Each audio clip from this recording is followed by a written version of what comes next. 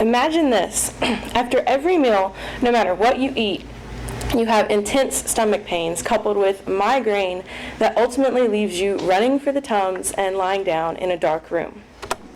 This is what people with abdominal migraines experience every single day. Now, there are 3 aspects of abdominal migraines that I'm going to discuss today. First, some background and history. Second, some symptoms. And finally, the treatments.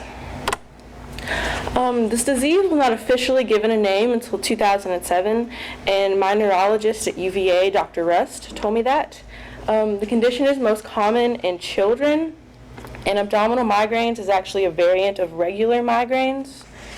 The exact cause of it is currently unknown. However, migraines are often triggered by something such as not enough sleep, certain foods such as cheese and chocolate, and even a change in someone's normal daily schedule. It's difficult to properly diagnose this disease because there is no specific test that will confirm the diagnosis, so all other potential causes for pain have to be ruled out first. Some symptoms: severe abdominal pain, nausea, vomiting, paleness, headache, drowsiness, and a decrease in appetite. The stomach pain may last for as short as 1 hour and as long as 3 days.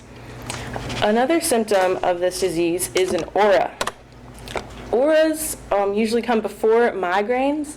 They last anywhere from 20 minutes to an hour, and not everyone has auras. Some people with migraines don't experience them. And these 2 pictures are kind of show you what they look like.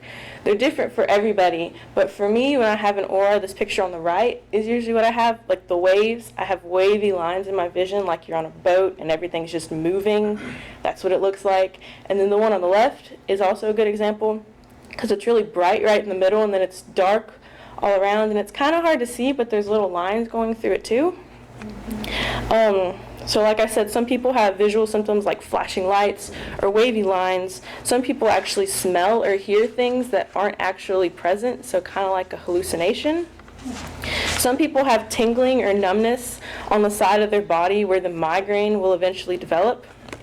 An interesting fact: migraine aura symptoms are thought to have influenced some very famous pieces of art and literature, and the most popular of these is Alice in Wonderland, which explains why it's so unusual.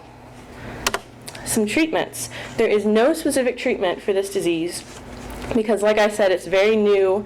There's not one specific test you can do, so many doctors treat it like a regular migraine.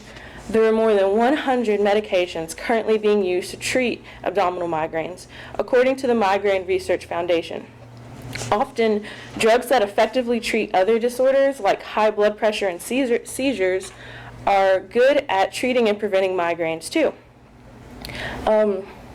These migraines often come with side effects, and I personally have had over 15 different medications to treat my abdominal migraines, and some of the worst side effects that I've ever had was this one medicine I was on would make my hands randomly start tingling and go numb, and I would have no warning, and whatever I was holding, I would just drop, and like I couldn't hold a pencil or anything, so it was really hard whenever that happened in school and kind of embarrassing.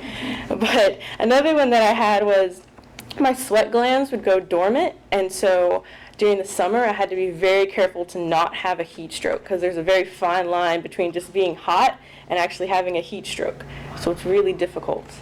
This condition cannot be cured, it can only be managed, and some alternative treatments include meditation, yoga, acupuncture, massage therapy, and adequate or regular sleep.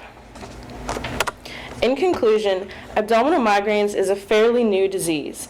There are some very unusual symptoms like auras, and the treatments for this disease are very diverse. Yay.